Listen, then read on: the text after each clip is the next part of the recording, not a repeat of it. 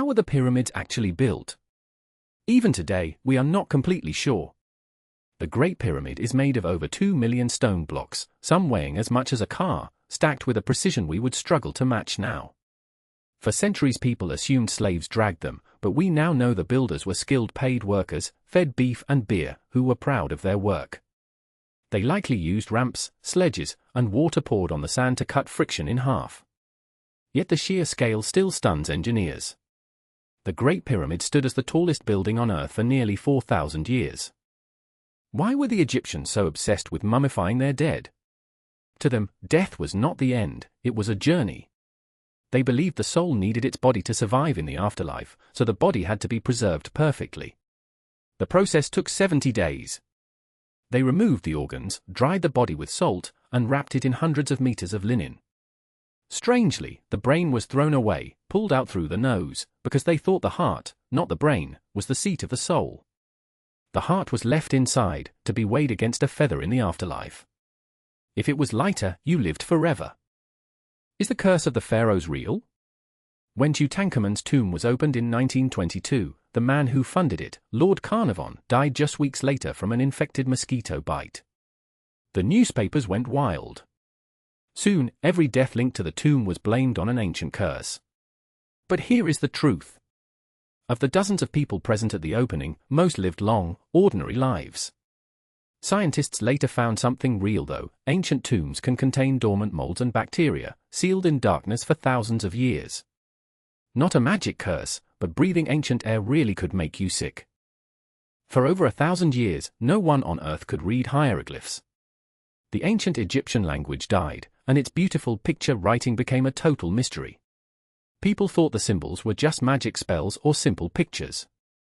Then in 1799, soldiers found a single broken stone, the Rosetta Stone.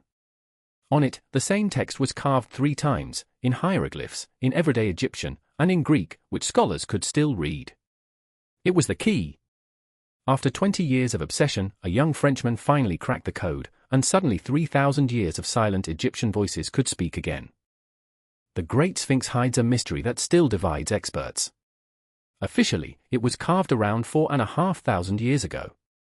But look closely at its body, and you will see deep vertical grooves, the kind made by heavy rainfall over a very long time. The problem? The Egyptian desert has been bone dry for thousands of years. A few bold geologists argue this means the Sphinx could be far older than we think, carved when the region was green and wet. Most archaeologists disagree strongly. But standing before that weathered stone face, one question lingers: just how old is it really? Ancient Egyptian doctors were thousands of years ahead of their time. They wrote the world's oldest medical books on papyrus, describing the brain, the pulse, and dozens of injuries with stunning accuracy. They could set broken bones, stitch wounds, and even perform delicate surgery. They used honey on cuts, which we now know kills bacteria, and willow bark for pain, the basis of aspirin. They had specialist doctors, dentists, and even doctors just for the eyes. Of course, they also mixed in magic spells and some truly strange remedies. But the foundations of real medicine were being laid on the banks of the Nile. The Egyptians did not just build pyramids, they aligned them with the heavens. The Great Pyramid is oriented to true north with an accuracy that is almost impossible to believe, off by a fraction of a single degree, with no compass and no modern tools. Some researchers believe the 3 pyramids of Giza were laid out to mirror the 3 stars of Orion's belt. Narrow shafts inside the Great Pyramid point directly at specific stars the Egyptians worshipped. To them, the pharaoh did not simply die. His soul rose into the sky to join the eternal stars, and the pyramid was his launchpad to the cosmos. When Tutankhamun's tomb was opened, the world saw treasure beyond imagination. Yet here is the irony: Tutankhamun was a minor pharaoh, a boy king who died around 18 and was barely remembered by history. His tomb was small, hastily made, and hidden, which is exactly why thieves never found it. While the tombs of the great pharaohs were emptied by robbers within centuries, this forgotten boy's treasure survived for over 3,000 years.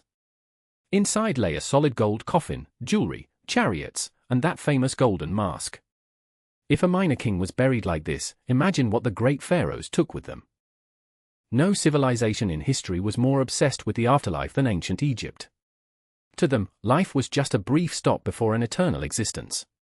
That is why they poured everything into preparing for death: tombs, treasure, and the Book of the Dead, a guide of spells to navigate the underworld safely. They believed your soul faced a final test, your heart weighed against the feather of truth. Pass, and you reached a paradise that looked just like Egypt, but perfect and eternal. Fail, and a monster devoured your soul forever.